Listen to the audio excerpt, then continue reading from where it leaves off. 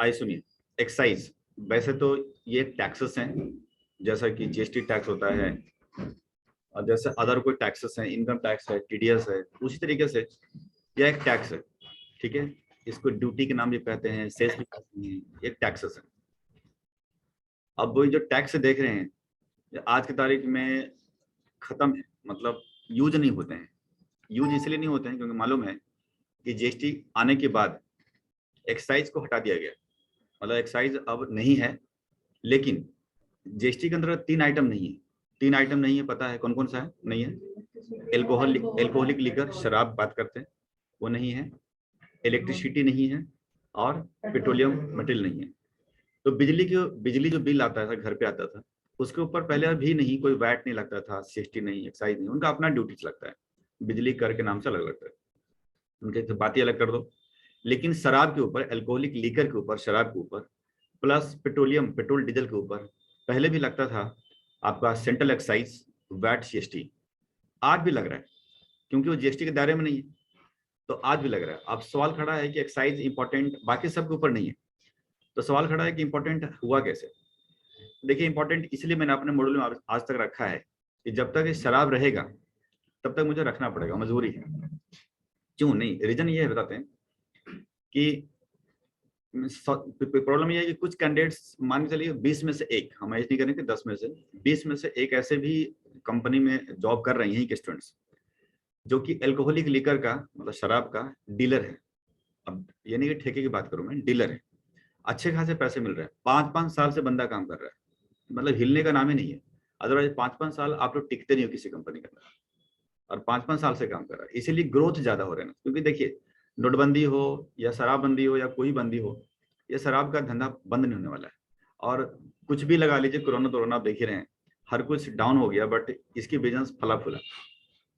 तो होता क्या है, कंपनी के अंदर पैसे ग्रोथ कैसे होते हैं, जब इनकमिंग ही नहीं रहेगा तो आपको देगा क्या। और इसके अंदर इनकमिंग लगातार हर साल बढ़ रहा है, हर साल बढ़ रहा है।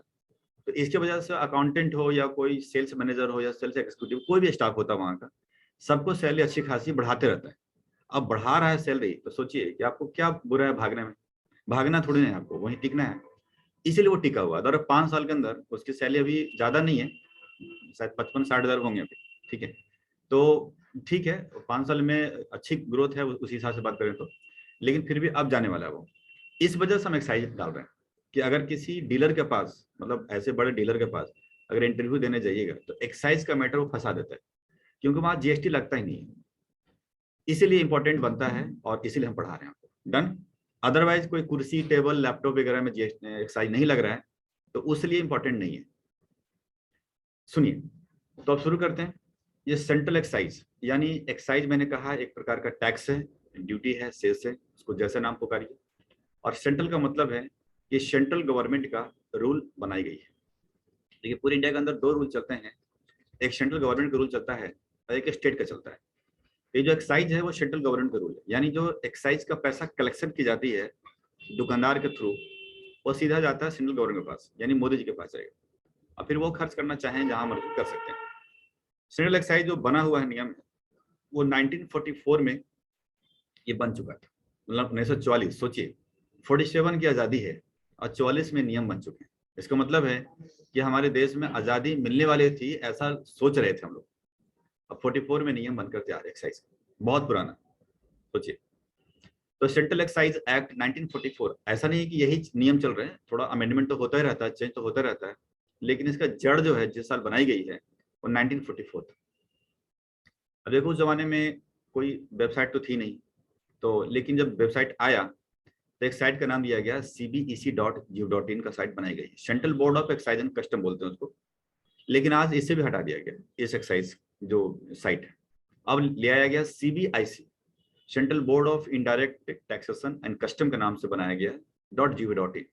तो ये साइट चल रही है CBIC, इन्हें हटा दिया। जैसे कैसे इनकम टैक्स की रिटर्न फाइलिंग के लिए इनकम टैक्स इंडिया ई फाइलिंग था, और उसको इनकम टैक्स .gov.in में लाया गया, सेम इसी तरीके से CBC का हटा करके CBIC.gov.in पे लाया गया। फिर थोड़ा ऑनलाइन और ज्यादा हुआ कि सब कुछ ऑनलाइन ही करा जाए, तो उन्होंने एक साइट और तैयार किया गया, ACS, जैसे कैसे आप इनकम टैक्स में देखते होंगे कि tin-nsdl.com बनाया गया है, उसी तरीके से यहाँ पर ACS के नाम से भी बनाई गई थी। एक कुछ साइट का नाम याद रखिएगा, cbic.gov.in, acs.gov.in। हम इनके ऊपर थोड़ा थोड़ा बात करेंगे। ये जो CBIC है, इनके फुल फॉर्म इंटरव्यू में पूछ बैठते हैं कि वेबसाइट का पूरा फुल फॉर्म क्या है। जनरली याद नहीं रहता, मैंने लिख दिया central board of indirect taxes and customs. यानी इनडायरेक्ट टैक्सेस इसीलिए क्योंकि एक्साइज एक इनडायरेक्ट टैक्सेस है, GST भी इनडायरेक्ट टैक्सेस है, और कस्टम जो देख रहे हैं मतलब एक्सपोर्ट ड्यूटी बोलते हैं उसको, या इम्पोर्ट ड्यूटी बोलते हैं, वो भी इसी का एक पार्ट बनाया गया है, इसी के साथ साइट बनाई गई है। तो इसमें मेन याद रखने वाली क्या चीज़ है कि जनरल एक्साइज का अधिनियम 1944 में बनाई गई है, 1944 की बात करेंगे, और पूरा एक्ट का नाम है सेंट्रल एक्साइज एक्ट 1944। जैसे मैं बार बार पूछता हूँ कि बोनस एक्ट का क्या है, तो the payment of bonus act 1965। Gratuity पूछता हूँ, the payment of gratuity act 1972। उसी तरीके से आपकी जिंदगी में ये एक्ट और बढ़ गया। अब कहेंगे कि ये भी एक जैसे ड्यू डेट आपके लिए टेंशन बना हुआ है, उसी तरह से ये एक्ट का साल भी टेंशन बनने लगेगा। तो वो आप थोड़ा सा लिस्ट बना लेना कि कौन से एक्ट 7 साल में कौन सा एक्ट बना, ठीक है ना। क्या करेंगे, करना तो पड़ता ही है। और CBIC का फुल फॉर्म क्या है वो ध्यान रखिएगा। तो इस पेजेस में ज्यादा कुछ नहीं है, आगे बात करें। अगर मैं आगे बात करूं तो मीनिंग की बात करते हैं कि एक्साइज का मीनिंग क्या है। जैसे मैंने बोला कि एक्साइज एक प्रकार का टैक्स है, और वो कैसा टैक्स है, इनडायरेक्ट टैक्स। दो ही प्रकार के टैक्स ही होती है, डायरेक्ट और इनडायरेक्ट। तो ये इनडायरेक्ट टैक्स है। इनडायरेक्ट टैक्स इसलिए है क्योंकि इसमें क्या होता है कि कोई मैन्युफैक्चरर है, यानी कि चीजें को बना रहा है। अब बना क्या रहा है आज की तारीख में देख ही रहे हैं, या तो पेट्रोल डीजल हो गया इसके दायरे में है, या शराब है। तो मान लीजिए शराब की बात करेंगे, शराब कोई मैन्युफैक्चरिंग कर रहा है, कोई भी बना रहा है और बना करके इंडिया में सप्लाई करता है, तो पहला टैक्स लेगा एक्साइज ड्यूटी। पहला टैक्स एक्साइज ड्यूटी लेगा। एक्साइज का मतलब मैन्युफैक्चरिंग टैक्स भी उसको लोग बोलते हैं। पहला टैक्स मैन्युफैक्चरिंग टैक्स लेगा, यानी एक्साइज ड्यूटी लेगा। उसके बाद लगाएगा वैट या CST। वैट लगता है लोकल बेचने पर, CST लगता है दिल्ली से बाहर बेचने पर। तो अब दुकानदार ने लगा करके कस्टमर से लिया, अपने दूसरा दुकानदार से या कस्टमर से लिया, ले करके फिर सरकार को पे किया, इसीलिए इनडायरेक्ट टैक्सेस। अगर यहाँ मैं रुकता हूँ और यहाँ एक बिल बनाता हूँ, दिखाता हूँ बिल बना करके किस तरीके से बन सकता है। देखिए, अगर मैं यहाँ पर लिखूं ABC लिमिटेड, कोई भी कंपनी ले लेते हैं, सपोज मैं इस दिल्ली मान लेते हैं यहाँ पर, और जिसको बेचा गया है PNQ लिमिटेड दिल्ली, ठीक है। मान लीजिए हम यहाँ वाइन की बात करते हैं, शराब की बात कर रहे हैं। यहाँ पर 100 बोतल की बात करें, बोतल मल्टीप्लाई अगर हम बात करें कि 100 बोतल का रेट जो है 1000 के हिसाब से हम ले लेते हैं, पर पीस के हिसाब से, तो अमाउंट कितना हो जाएगा मालूम है ना, यानी 1000 मल्टीप्लाई में 100, एक ही बात है ना, 1 लाख हो गया। मान लीजिए ये दुकानदार कोई डिस्काउंट देना चाहता है, कि ट्रेड डिस्काउंट के नाम पे देना चाहता है, तो भी दे सकता है। यहाँ पर मान लीजिए 1% ऐसा कुछ एग्जाम्पल ले लेते हैं। तो इस 1 लाख का 1%, आप ये आ गया दिस माइनस दिस, ये आ गया। अब ये हो गया नेट, समझ रहे। आपको पता है कि GST लगाओ या कोई भी टैक्सेस लो, भाई जो डिस्काउंट्स हैं घटने के बाद ही कोई भी टैक्सेस चालू होता है। इसका मतलब 99,000 है, इसके ऊपर सारे टैक्सेस स्टार्ट हो जाएंगे। तो पहला टैक्सेस अभी लगता है, मतलब पहले भी लगता था, आज भी लग रहा है इस पे, वो लग रहा है एक्साइज ड्यूटी। एक्साइज ड्यूटी ध्यान रखिएगा, एक्साइज है EXCIC, जिन्हें लोग एक्सरसाइज बोल देते हैं, नहीं बोलना, ठीक है। एक्साइज ड्यूटी जो कि आमतौर पे इसके ऊपर 12.5% का ड्यूटी लगाते हैं, पहले भी था आज भी है। तो 99,000 जो देख रहे हैं इसके ऊपर 12.5% ड्यूटी लग गई। अब जोड़ दीजिए इसके ऊपर दिस प्लस दिस, तो ये आ गया आपका ये। अब जो नेट आया है ये विद एक्साइज ड्यूटी आया है, ठीक। हम कह सकते हैं कि नेट विद एक्साइज ड्यूटी। अब इसके ऊपर सवाल खड़ा है, लगेगा अगला टैक्स जिसका नाम होगा वैट। क्यों वैट लग रहा है, क्योंकि ये दोनों कंपनी दिल्ली में है, इस वजह से, ठीक।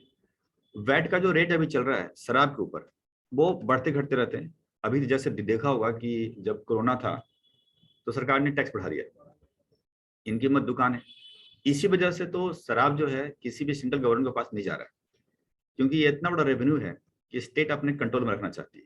सोचती है कि थोड़ा कम पैसा हो गया स्टेट में बढ़ा दे भैया, रोकना है तो शराब बेचना रोक देती है, तो उनके हाथ में। और सरकार भी चाहती है सेंट्रल गवर्नमेंट की, यार रख अपने पास, कुछ तो अपने पास रख। तो शराब की कंट्रोलिंग अभी स्टेट के पास है, इसके वजह से वो ड्यूटी को बढ़ाते रहती है। बट अभी तो बात करेंगे वैट की, तो 20% आमतौर पर चल रहा है। वो किसके ऊपर लगेगा? इस वैल्यू के ऊपर लगेगा। अब जरा एक गौर से देखिए कि जो कहने के लिए 20% लग रहा है, लेकिन लगना चाहिए था इसके ऊपर 99,000 के ऊपर, सामान के ऊपर, गुड्स के ऊपर। लेकिन अब क्या टेंशन हो गया है कि गुड्स प्लस एक्साइज ड्यूटी, यानी आप कह सकते हैं कि ड्यूटी के ऊपर ड्यूटी लग रहा है, टैक्सेस के ऊपर टैक्सेस लग रहा है। क्योंकि भाई ये वैल्यू में ये भी तो ऐड है ना। यही सबसे बड़ा ऑब्जेक्शन था आपकी जीएसटी लाने का, कि पहले कुर्सी टेबल जो भी यहाँ चीजें देख रहे हैं उन सब के ऊपर कास्केडिंग इफेक्ट आ जाता था, डबल टैक्सेशन लग जाता था। ये सबसे बड़ा मुद्दा खड़ा था। कहने के लिए तो होता था कि अरे वैट 5% है, अरे तो 5% है, बट एक्साइज जो वैल्यू जुड़ रही है उसके ऊपर लगाया जा रहा है। ये महंगाई बढ़ने का सबसे बड़ा रीजन था उस टाइम पे। और चीजें महंगी इसीलिए हो रही थी। महंगाई का मतलब ये मत समझिए कि आज सस्ता है क्या, ऐसा नहीं है। बट ऑन इफेक्ट देखा जाए तो गुड्स की वैल्यू का यहाँ पर असर पड़ रहा था। लेकिन शराब के ऊपर क्यों नहीं हटाया गया? अब सरकार भी जानती है कि पब्लिक को निचोड़ना है, और पब्लिक आदत पड़ गया है शराब को जीएसटी में लाओ ना लाओ, उस पर जितना वैट डालो ना डालो, डबल टैक्सेशन क्या, चढ़ने के बाद सब लगता है और लगाता तो कोई बात नहीं, समझ रहे बात। इसलिए सरकार भी इस मजबूरी को जानती है कि जिसकी लत लग गई है ना वो छूटेगा नहीं, तो भैया ठोक इसके ऊपर, यही एक कमाई का जरिया है। इसी वजह से इसको अभी तक कास्केडिंग इफेक्ट में ला रहा है, डबल इफेक्ट जैसे देख रहे हैं ये चल रहा है। यही मेन मुद्दा था। अब हम एंटर करते हैं, कभी कभी पूछ बैठता अच्छे इंटरव्यू में कि जीएसटी लाने का मेन मुद्दा क्या था। तो जीएसटी लाने का मेन मुद्दा एक ये भी एक पॉइंट है, ऐसे तो बहुत सारे पॉइंट्स हैं लेकिन एक पॉइंट ये भी है कि डबल डबल टैक्सेशन लग रहा था, एक्साइज के ऊपर वैट लग रहे थे, जिससे महंगाई और बढ़ रही है। अब देखिए इस गुड्स की कीमत कितनी हो गई, ये लगा लेंगे प्लस ये लगाएंगे, दोनों आप ऐड कर दीजिए, तो 1,33,650 रुपए अब टोटल बिल हो गया। टोटल बिल यानी ये तो आपको देना पड़ेगा, जहां 99,000 की सामान थी 33,650 रुपए, मतलब 34,650 कह सकते हैं। ये एक्स्ट्रा टैक्सेस बढ़ जाते हैं इस शराब के ऊपर। समझ में आया कैसे लगाया मैंने? यानी गुड्स की कीमत, डिस्काउंट को माइनस कर दिया, नेट अमाउंट लाया, इसके ऊपर एक्साइज ड्यूटी, दोनों को ऐड कर दिया, आ गया आपका नेट विद एक्साइज ड्यूटी। इसके ऊपर हमने लगाया वैट। वैट इसलिए लगाया क्योंकि दोनों एक ही स्टेट में है, इस वजह से। स्टेट अगर बदल देते, मतलब दूसरे स्टेट में जाता, तो वैट के स्थान पर यहाँ से सीएसटी हो जाता। CST, central sales tax, 20% VAT लगा रहे हैं, और टोटल मिला करके दोनों को ऐड कर दीजिएगा तो टोटल डन। तो ये आपका बिल हो चुका। नहीं, एक्साइज ड्यूटी भी चेंजेस है, बट अब सवाल खड़ा है आइटम ही नहीं है अब ज्यादा, तो शराब के ऊपर अब जो भी है उसके हिसाब से कम कर दी ना, तो इसीलिए अभी वही है कहने मतलब एक सेंट्रल गवर्नमेंट ऊपर से कम कर रही है। तो ये वाला तो इसके हाथ में, सेंट्रल गवर्नमेंट के हाथ में, बट ये वाला वैट इनके हाथ में। जैसा भी अभी देखा होगा पेट्रोल की कीमत कम कर दी सरकार ने, यहाँ वाली दिल्ली वाली, सुना होगा बीच में कि अरविंद केजरीवाल ने इतना रुपए कम कर दिया। तो कम क्या कर दिया? कॉस्टिंग तो तुम कम कर नहीं सकते हो, वो जहां से आ रहा है। तो तुम्हारे हाथ में क्या है? तुम्हारे हाथ में सिर्फ वैट है। वैट को कम ज्यादा करना तुम्हारे हाथ में, ये भी कम नहीं कर सकते। ये करेगी तो मोदी सरकार करेगी, जैसे ओवरऑल में बढ़ा था और फिर कम हो गया, तो मतलब ये ड्यूटी यहाँ से कम हो गया। लेकिन स्टेट के हाथ में ये है, ये बढ़ा देती है तो आपने देखा होगा गोवा में ज्यादा महंगा, हमारे यहाँ सस्ता, ये चलते रहता है। रीजन सिर्फ इसका है, जब तक ये सब जीएसटी में नहीं लाएंगे ना, तो एक ही आइटम का कीमत हर जगह पे मूव करेगा, कुछ न कुछ बहुत ज्यादा डिफरेंसेस होते रहेंगे। रीजन यही है, ठीक ना। चलिए तो इसको मैं सेव कर दूं भेजने के लिए। चलिए मैं भेज, इसको हम अलग से सेव कर लेते हैं। CST, CST central sales tax होता है, ठीक है। चलिए काम करते हैं, कोशिश करता हूँ इसको कि वो जो हम स्लाइड आपको भेजेंगे ना इसी के वीडियो डाल देते हैं। तो मैं काम करता हूँ यहाँ पे स्लाइड इंसर्ट कर देता हूँ। वीडियो तो जाएगी।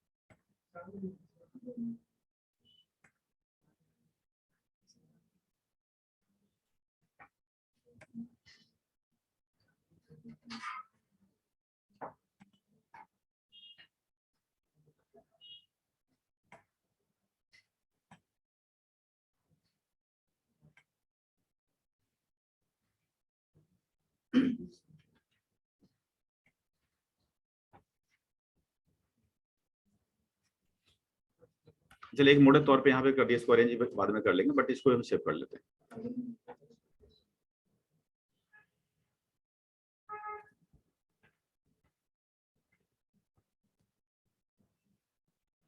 ठीक है, तो अब मैं चलता हूँ स्लाइड के ऊपर। यहाँ देखिए, ये जो स्लाइड देख रहे हैं आप, इसके सेंट्रल एक्सरसाइज 1944 वाली स्लाइड खत्म हो गया। यहाँ जाइएगा, मीनिंग देख लीजिए। तो मीनिंग में थे हम लोग। ये सेंट्रल एक्सरसाइज एक इनडायरेक्ट टैक्सेस है, जिसको हम एक्साइज ड्यूटी के नाम से पुकारते हैं, सेनवैट के नाम से भी हम पुकारते हैं। एक्साइज ड्यूटी कहते हैं, ठीक है, जो भी है। सेनवैट भी कहा जाता है। सेनवैट क्यों? इसका फुल फॉर्म है सेंट्रल वैल्यू एडेड टैक्स भी कहा जाता है, जो कि charge by the manufacturer public producer on goods manufactured produce in India. अगर इंडिया में बना करके आप बेच रहे हैं तो आप लगाएंगे एक्साइज ड्यूटी या सेनवैट। अब जो देख रहे हैं सेंट्रल एक्साइज एक्ट 1944, पहले जम्मू कश्मीर में लागू नहीं था, ओरिजिन था कोई धारा 370 की वजह से। अब वहां भी लागू कर दी गई है कंटिन्यूटी में। वजह क्या है कि सब एक हो गया देश, इसलिए। एक्साइज ड्यूटी सेंट्रल गवर्नमेंट की रेवेन्यू है, जो आप देख रहे हैं कि यहाँ पर हमने जो यहाँ पर मुद्दा बनाया कि एबीसी ने कलेक्शन किया है एक्साइज ड्यूटी, वो सरकार को जमा भी करेगा, सिंपल है। तो वो कहाँ जाएगा? सेंट्रल के पास। और वैट कहाँ जाएगी? स्टेट के पास। तो सेंट्रल वर्ग के पास एक्साइज ड्यूटी चली जाती है, और उन्हीं के हाथ में कम ज्यादा करने के लिए ताकत है। चलिए, इसमें क्या देखने का है, इसे मेन तौर पर ध्यान रखिएगा। इस बिलिंग अमाउंट जो बिल बन रहा है ना, कैसे बन रहा है बिल, इसको बस ख्याल रखना है कि किस तरीके से बिल हमने आपको भेज भी देंगे, एक्सेल में है। और ध्यान रखिएगा यहाँ पर कि एक्साइज ड्यूटी को सेनवैट भी कहा जाता है, इस चैप्टर में, मेन इस स्लाइड में, कि सेनवैट इसका full form central value added tax. और मैन्युफैक्चरिंग अगर इंडिया के अंदर हो रहा है तो ही लगते हैं। चलिए, तो काम खत्म हो गया, अब आगे चलते हैं लेकर के। ये मैंने मोटा मोटा लगाया है, इसको स्लाइड में थोड़ा ठीक भी कर दूंगा, थोड़ा अच्छा देखने की वजह से, वो बाद में कर लेंगे। अब बात रही ऑब्जेक्टिव। देखिए, हर टैक्सेस के ऑब्जेक्टिव है। जैसे इनकम टैक्स पढ़ रहे हैं या पढ़ लिया, तो इसमें ऑब्जेक्टिव है कि आईटीआर फाइल करना, मेन ऑब्जेक्टिव है। तो उसी तरीके से इसका भी एक ऑब्जेक्टिव है, रिटर्न फाइलिंग करना, टू फाइल रिटर्न। अब रिटर्न का क्या मतलब है? रिटर्न का मतलब वापस नहीं है भाई, सब में देख रहे हैं डिटेल्स होता है। इसमें क्या डिटेल्स डालेंगे? Details of raw material. भाई मैन्युफैक्चरिंग की बात कर रहे हैं तो सिंपल बात है कि कच्चा माल जो खरीदा उसकी डिटेल्स, उससे चीजें बनाई उसका डिटेल्स, क्या कैसे कितना बना। मान के चलिए कि 1000 किलोग्राम कुछ खरीदा, उससे इतने क्वांटिटी बनी, इतना स्टॉक बच गया, ये सब कुछ आपको दिखाना है। और साथ ही साथ ये भी दिखाना है कि एक्साइज ड्यूटी एक महीने में कितना कैलकुलेट कर रहे हैं। जैसे कैसे हम जीएसटी आउटपुट में से इनपुट कर रहे थे, उसकी कैलकुलेशन एक्साइज ड्यूटी की, इन सब का डिटेल्स, यानी कच्चा माल, प्रोडक्शन, स्टॉक कितना बच गया, कितना बेच दिया, और कैलकुलेशन एक्साइज ड्यूटी की, इन सब का डिटेल्स एक्साइज डिपार्टमेंट मांगती है। जैसे जीएसटी डिपार्टमेंट मांगती है, उस तरह एक्साइज मांगती है। सब ऑनलाइन होता है, आपको देना होगा। अगर लगता है कि उसमें टैक्स बन रहा है, यानी जीएसटी, ये सॉरी एक्साइज बन रहा है, तो आपको पे भी करना है। जैसे जीएसटी में देखा था कि आउटपुट ज्यादा है, इनपुट कम है, तो पे करना है। अब किसी महीने में आउटपुट कम है, इनपुट ज्यादा है, तो पे नहीं करना है। तो उसी हिसाब से यहाँ पर भी सेम टू सेम पैटर्न पे चल रहा है, कोई अलग पैटर्न नहीं है। डिटेल्स बनानी है, डिटेल्स बना करके गवर्नमेंट को सबमिट कर देना है। अब चलते हैं आगे। तो इस ऑब्जेक्टिव को पूरा करेंगे। अब रिटर्न फाइलिंग में कुछ स्टेप्स है जो हमें फॉलो करना पड़ता है। सबसे पहले हम बात करते हैं बिजनेस। बिजनेस में आज की तारीख में कौन है? बिजनेस में सिंपल बात है, समझिए कि बिजनेस हो गया मैन्युफैक्चरिंग, कि मैन्युफैक्चरिंग के ऊपर मैन्युफैक्चरर को ही एक्साइज ड्यूटी कलेक्शन करनी पड़ती है, तो वो दिखाएंगे यहाँ पर। उसके बाद उनको एक नंबर अप्लाई करना पड़ता है, जैसे जीएसटी में नंबर अप्लाई करना पड़ता है, जीएसटी का नंबर, उसी तरीके से यहाँ पर नंबर अप्लाई करते हैं।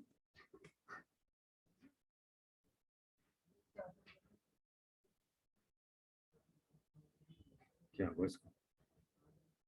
ठीक, तो एक नंबर अप्लाई करते हैं जिसका नाम है ECC number. Excise control code number बोलते हैं। अब एक्साइज कंट्रोल कोड नंबर लेने के लिए एक फॉर्म, मतलब ऑनलाइन ही ली जाती है, देखा जाए तो अप्लाई करते हैं तो जहां भी जाएंगे ऑलरेडी अप्लाई तो मिलेगा ही मिलेगा, बट क्या होता है हम आगे बात करते हैं। तो नंबर लें, जैसे कैसे जीएसटी नंबर में देखा था, वैट नंबर, सॉरी GSTIN लेना पड़ता है नंबर, तो हर में नंबर अप्लाई करनी पड़ती है। तो इसमें नंबर को बोलते हैं ECC नंबर। लेने के बाद आप जैसे मिल जाता है नंबर, तो आपको इनवाइस निकालनी है, प्रिंट निकालनी है।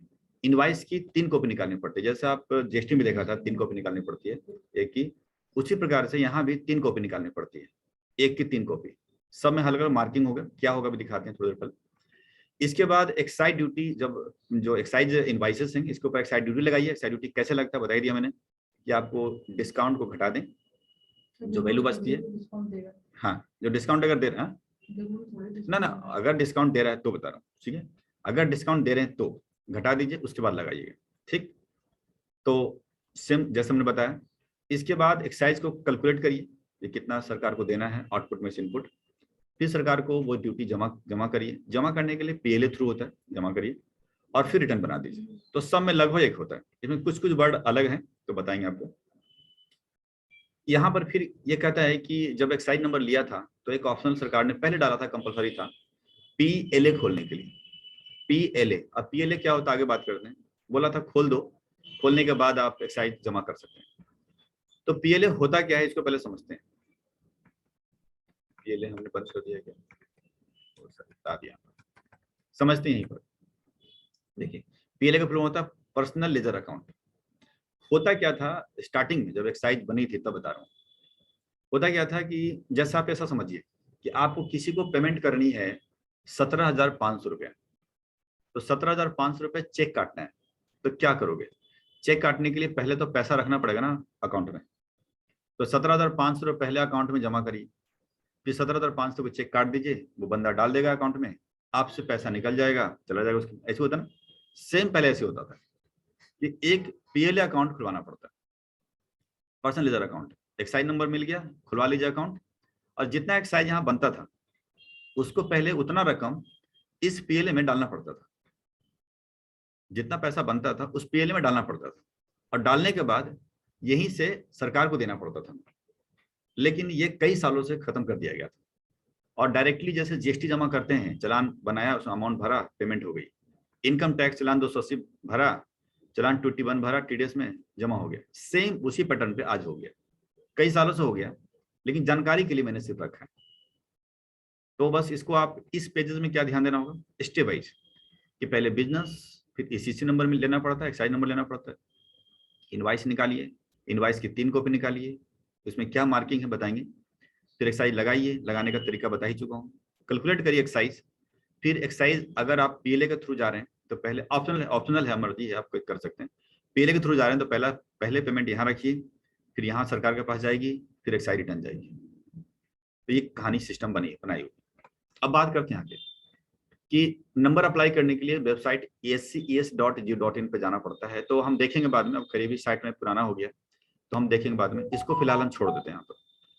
फिर आगे बढ़ते हैं कि एक्साइज के नंबर को हम बोलते हैं ECC number, excise control code number. जैसे कैसे GST नंबर बोलते हैं, क्या बोलते हैं, GSTIN, ट्रेडर आइडेंटिफिकेशन नंबर, उसी तरह बोलते हैं एक्साइज कंट्रोल कोड नंबर। ये 15 नंबर का होता है, पैन बेस्ड।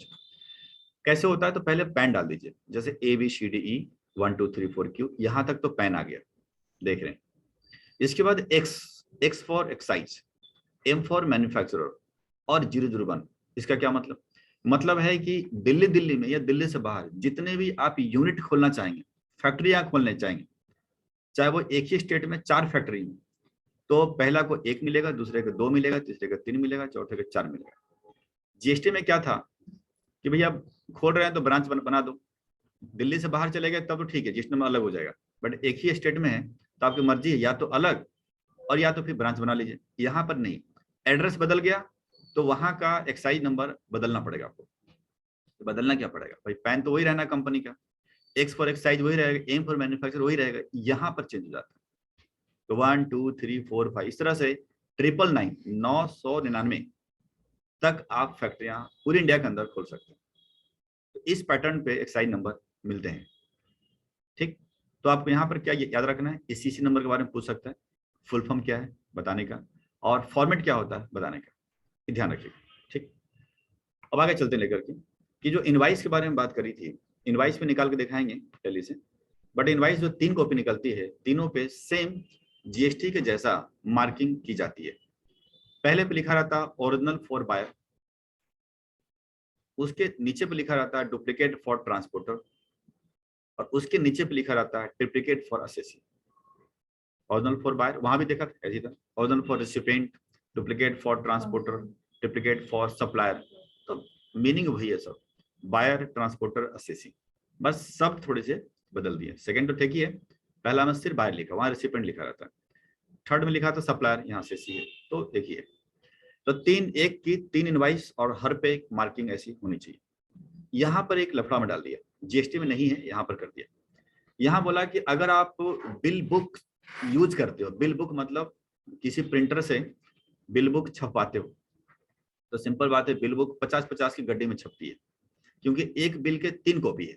तो सोचिए 50 की गड्डी छपेगी तो 100 कितना हो गया, 150 हो गया ना क्वांटिटी, तो 150 में मोटी हो जाती, 100 में थोड़ा दिक्कत आता है। तो कहता है कि बिल बुक यूज करने से पहले, जैसे बिल बुक नंबर 1 में 50 हो गया, 2 में फिर 51 से लेकर के 100 हो गया, तो कहता है जो बिल बुक यूज कर रहे हैं उसको यूज करने से पहले आपको अपने पास के जो असिस्टेंट कमिश्नर है, डिप्टी कमिश्नर है एक्साइज का, वहां पर आप वहां पर आपको इंटीमेट करना होगा। मतलब AC DC assistant commissioner deputy commissioner को आपको इंटीमेट करना पड़ेगा रिटन में, लेटर हेड पे लिखिए कि बिल बुक नंबर 5 जो सीरीज नंबर इतना से इतना स्टार्ट होने वाला है मैं यूज करने वाला हूँ, ऐसा लेटर हेड पे आपको लिख करके वहां सबमिट करना पड़ता है। ठीक, तब जाकर आप यूज कर सकते हैं, नहीं तो यूज नहीं करेंगे।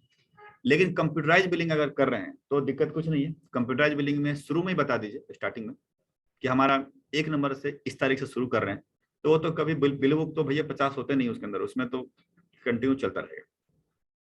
तो ये एक नया उन्होंने डाला, इसलिए डाला ऐसा क्योंकि यहाँ ना गरुड़ घोटाला बहुत ज्यादा होता था। होता क्या था कि लोग क्या करते थे, जैसे ही एक बिल बनाया एक्साइज का, अब मैन्युफैक्चरर देखिए क्या होता है, माल ट्रक में लोड करके बल्क क्वांटिटी में भेजता था। तो ऐसे से ना एक एक पैड के 2-2 पैड छपा के रखते थे, 2-2, मतलब 1 से 50 का है तो 2-2 पैड। अब एक ने मान के चलिए बिल नंबर 5 इशू किया, प्रॉपर बिल बनाया, स्टैम्प स्टैम्प सब कुछ, ड्यूटी एक्साइड ड्यूटी वैट सब लगा करके ट्रक में लोड किया, मैन्युफैक्चरर है, फिर सब कुछ दे दिया।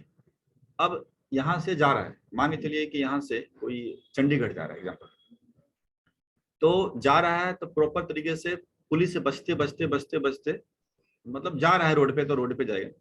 अगर पुलिस से बच गई ट्रक तो वहां पे फोन कर दिया इसने, हो गया काम, समझ रहे, हो गया काम मतलब तुम उधर फाड़ दे हम इधर फाड़ देते हैं, वो माल हो गया 2 नंबर का।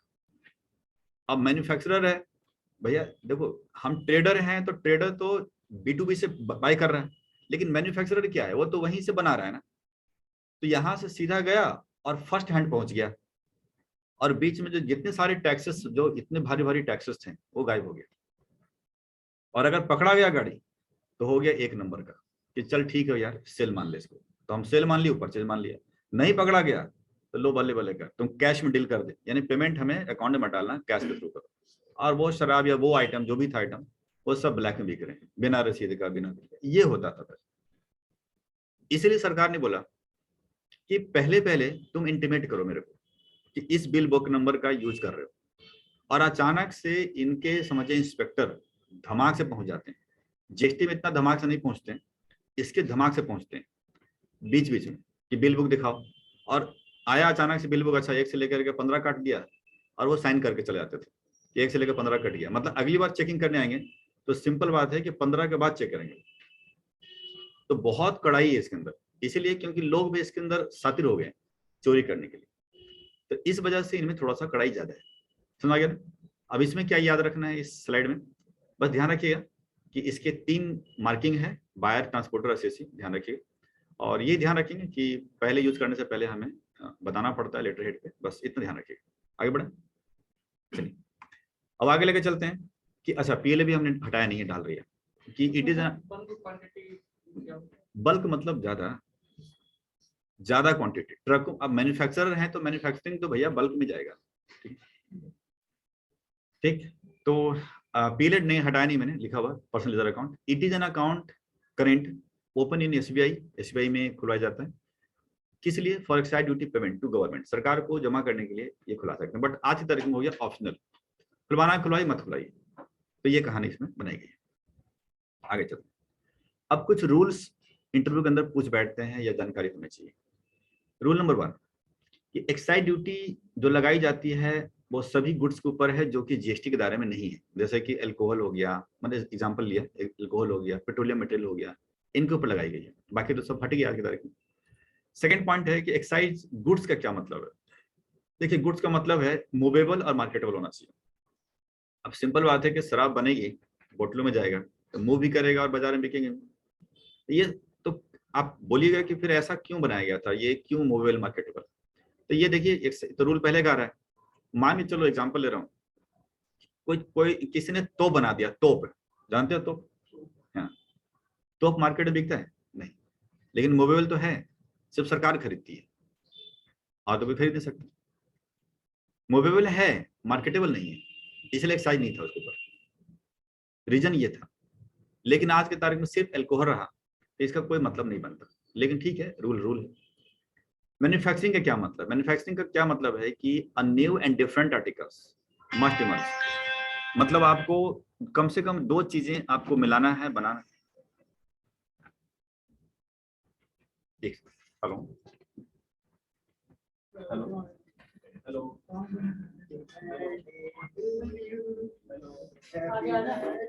हेलो।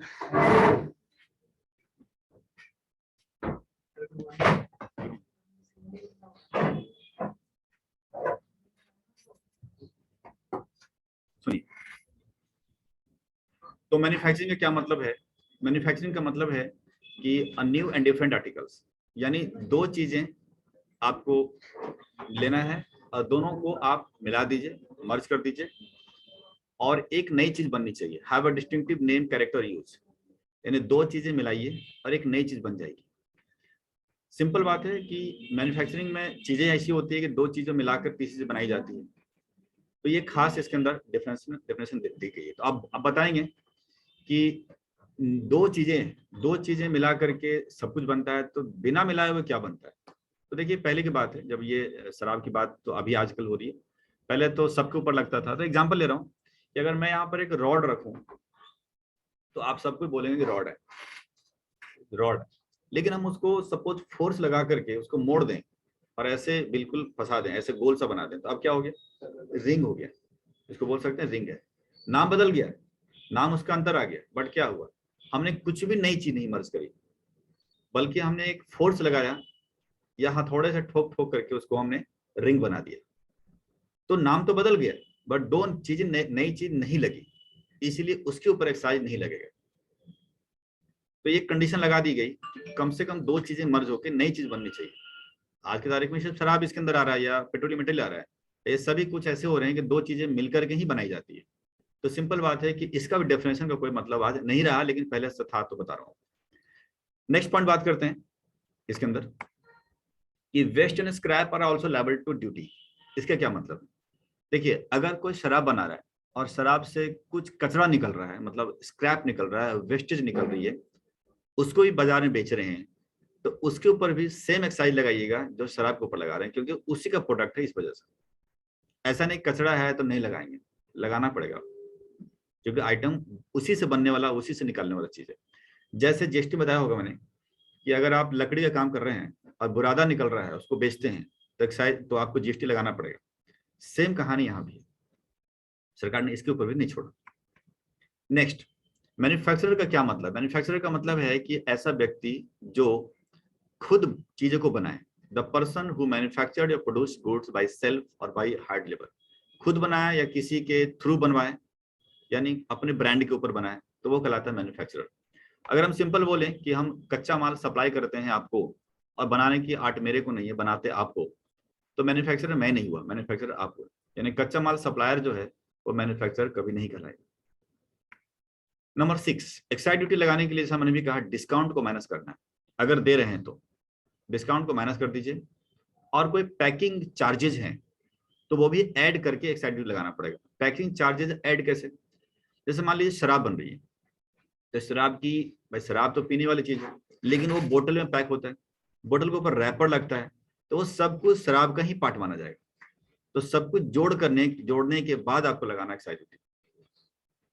ठीक पहले क्या होता था कि जब साबुन, जैसे साबुन की एग्जाम्पल लेते हैं, भाई था एक्साइज में, तो साबुन जो बनाई जाती थी उसके ऊपर रैपर लगाता था, उसके ऊपर दोनों जोड़ने के बाद लगता था एक्साइज ड्यूटी। सेम कहता है कि ट्रेड डिस्काउंट तो घटा दिया, लेकिन जो बोतल का खर्चा है या रैपर का खर्चा है उसको जोड़िए, उसके बाद लगाए एक्साइज ड्यूटी मिला जुला कर। ठीक, तो ये रूल है।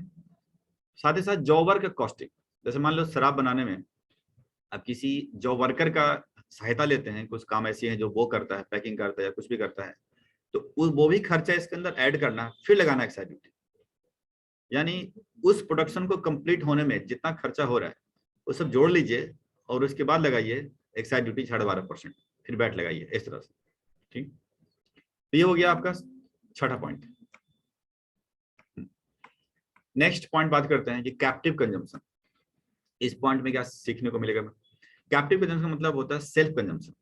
इसका मतलब यह है कि अगर कोई मैन्युफैक्चरर किसी चीज को बना करके खुद ही इस्तेमाल करते हैं, जैसे मान लीजिए एक शराब कंपनी है और खुद बनाती है और खुद रख करके और अपने एम्प्लॉय को गिफ्ट कर देती है, या किसी तरीके से पार्टी में यूज करती है, तो सिंपल है कि बनाया और यूज किया। सरकार ने इसके ऊपर भी आंखें लगा रखी है। कई भैया तुम खुद मैन्युफैक्चरर बन गया, तुम खुद बन गए कंज्यूमर बन गए, तो ऐसा नहीं कि तुम एक्साइज से बच जाओगे ना। तुम्हारी जितनी लागत है, जैसे 100 रुपए की लागत लगी, तो तुम इसको मानो कि तुम खुद कंज्यूम करते हो, 110 रुपये में आपने कंज्यूम किया, और 110 रुपये का जो एक्साइज होता है वो आपको पर्सनल पे करना पड़ेगा। वो हो गया आउटपुट, और जितना बनाने में लगा था उसके ऊपर इनपुट घटा करके पे कर दी सरकार को। यानी आप अगर खुद भी यूज करेंगे तो बचेंगे नहीं एक्साइज से, आपको पे तो करना ही है। तो यही है कैप्टिव कंजम्पशन के। सेल्फ कंजम्पशन अगर कोई करता है किसी प्रोडक्ट को तो एक्साइज उससे भी देना पड़ता है। अब आइए फिजिकल रिमूवल प्रोसीजर, इसमें क्या सीखना है? इसमें कह रहा है कि कोई शराब मैन्युफैक्चरिंग कर रहा है, तो ऐसे केसेस में शराब की के ऊपर, बोतलों के ऊपर देखा होगा कि अल्कोहल की मात्रा होती है 8% या 10%, सब में अलग होते हैं, 5%। तो ये परसेंटेज मेंटेन रखना पड़ता है उसको, ताकि भैया उससे ज्यादा ना हो जाए। तो इसीलिए शराब बनता है और बन करके जब बाजार में आता है बिकने के लिए, तो डिपार्टमेंट ने बोला कि इंस्पेक्टर आएगा और आपकी जो अल्कोहल की मात्रा जितना आपने ले रखा है लाइसेंस में, उतना मात्रा है या नहीं चेक करेगा। चेक करेगा मतलब उनकी मशीन होती है, उसको चेक करेगा, रेंडमली चेक करेगा। मान लीजिए 1000 पैकेट रखा है तो उसको उठा लिया, ऐसे 2-4 पैकेट उठा लिया, तो चेक किया। अगर उसको लग रहा है कि सब कुछ ठीक पैरामीटर चल रहा है, तभी वो साइन करते हैं इनवाइस के ऊपर कि आप फैक्ट्री से बाहर निकाल सकते हो, नहीं तो नहीं। तो शराब के ऊपर खास करके उन्होंने इतनी कड़ाई करी है कि मैन्युफैक्चरर को बोलता है कि जब तक मैं आकर के साइन नहीं करूंगा तब तक आप मार्केट में शराब नहीं डाल सकते हो, ताकि आपकी जो मात्रा है अल्कोहल की वो मेंटेन रह सके। ये 8 पॉइंट्स आपकी इंटरव्यू की नजर से आपको ध्यान रखना है। ठीक है, एक फिर फटाफट गो थ्रू हो जाते हैं इसके ऊपर कि हमें क्या क्या हमने देखा। तो एक्साइज रूल की बात करेंगे। एक्साइज ड्यूटी शराब के ऊपर आज की तारीख में लग रही है, इसमें खास इंपॉर्टेंट यही था, बाकी तो चीजें खास नहीं है। फिर यहाँ पर आपको ध्यान रखना है कि आपका जो स्क्रैप निकलता है या वेस्टेज निकलते हैं शराब बनाने में, उसके ऊपर ड्यूटी लगेगी। और मैन्युफैक्चरर वही है जो अपने ब्रांड पे बनाता हो, जब कच्चा माल सप्लाई करना मैन्युफैक्चरर नहीं कहलाता है। एक्साइज ड्यूटी डिस्काउंट घटाने के बाद और जो नेसेसरी खर्चा है वो डालने के बाद ही एक्साइज ड्यूटी लगेगा। इसके बाद आ गया ये कैप्टिव कंजम्पशन। अगर किसी शराब को बनाकर खुद ही कंज्यूम करती है कंपनी, तो उसके ऊपर एक्साइज ड्यूटी से खुद पे करना पड़ता है एज ए आउटपुट। और फिजिकल का मतलब हो गया कि अगर कोई शराब कंपनी बना करके मार्केट में बेच रही है तो इंस्पेक्टर का इंतजार करे जब तक इनवाइस के ऊपर वो साइन नहीं करेगा कि अल्कोहल की मात्रा जितनी कही गई उतना ही है, तब तक आप निकाल नहीं सकते। इसलिए फिजिकल रखी गई है, जब तक वो आएगा चेक नहीं करेगा तब तक रिमूव नहीं कर सकते। तो आज इतनी रखते हैं, पकड़े होंगे, पक्की बात है।